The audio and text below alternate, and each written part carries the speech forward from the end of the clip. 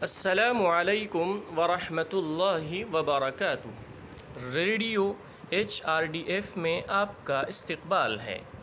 بتوں کو توڑنے والا نوجوان، دعوتی کام توحید کا قیام اور شرک کی جڑوں کو کمزور کرنے کا نام ہے۔ یہ کام آسان نہیں ہے۔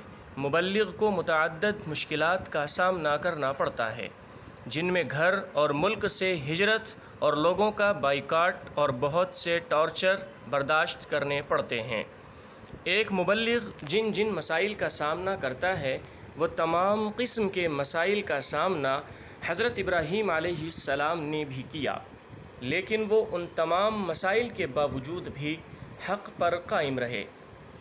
قرآن نے ان کے دعوتی نظریات کو مختلف جگہوں پر تفصیل سے بیان کیا ہے۔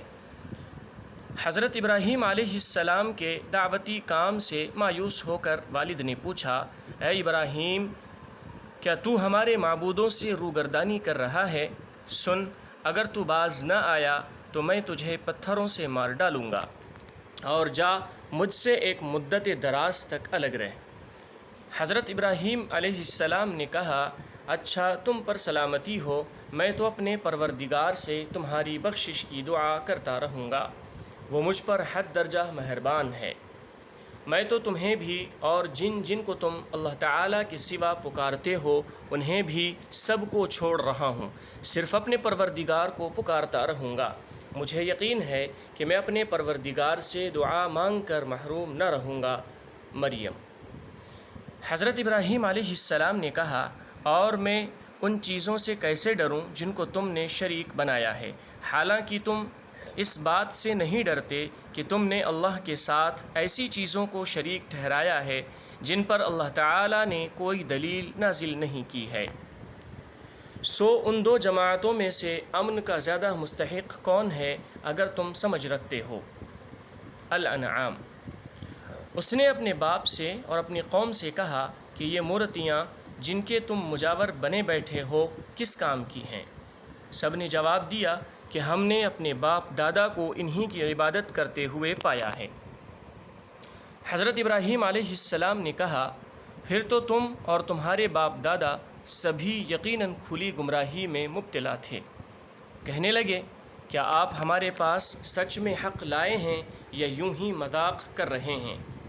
آپ نے فرمایا، نہیں، در حقیقت تم سب کا پروردگار تو وہ ہے جو آسمانوں اور زمین کا مالک ہے، جس نے انہیں پیدا کیا ہے، میں تو اسی بات کا گواہ اور قائل ہوں، اور اللہ کی قسم میں تمہارے ان معبودوں کے ساتھ جب تم علیحدہ پیٹھ پھیر کر چل دو گے ایک چال چلوں گا۔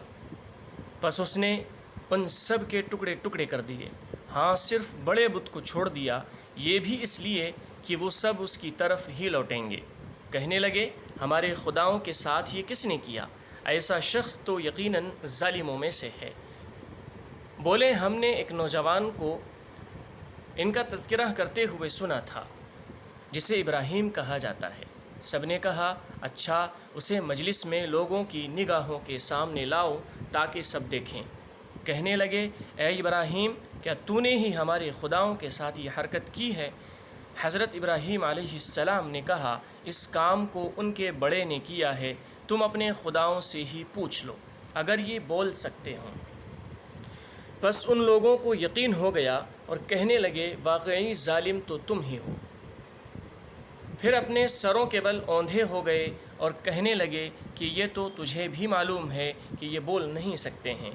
حضرت ابراہیم علیہ السلام نے کہا، افسوس، کیا تم اللہ کے علاوہ ان کی عبادت کرتے ہو جو نہ تمہیں کچھ بھی نفع پہنچا سکیں نہ نقصان؟ تف ہے تم پر اور ان پر جن کی تم اللہ کے سوا عبادت کرتے ہو، کیا تمہیں اتنی سی عقل بھی نہیں؟ کہنے لگے کہ اسے جلا دو اور اپنے خداؤں کی مدد کرو اگر تمہیں کچھ کرنا ہی ہے۔ ہم نے فرما دیا، اے آگ تو ٹھنڈی پڑ جا اور ابراہیم علیہ السلام کے لیے سلامتی اور آرام کی چیز بن جا۔ گو انہوں نے ابراہیم علیہ السلام کا برا چاہا لیکن ہم نے انہیں ناکام بنا دیا۔ الانبیاء۔ جب دیش مشرکین کے ظلم و ستم کا شکار ہوتا ہے تو ہمیں اتنی ہی بلند آواز میں کہنا چاہیے جس طرح حضرت ابراہیم علیہ السلام نے کہا، تف ہے تم پر اور ان پر جن کی تم اللہ کے سوا عبادت کرتے ہو، کیا تمہیں اتنی سی عقل بھی نہیں؟ الانبیاء۔ اللہ تعالی ہمیں دعوت دینے کی توفیق عطا فرمائے، آمین۔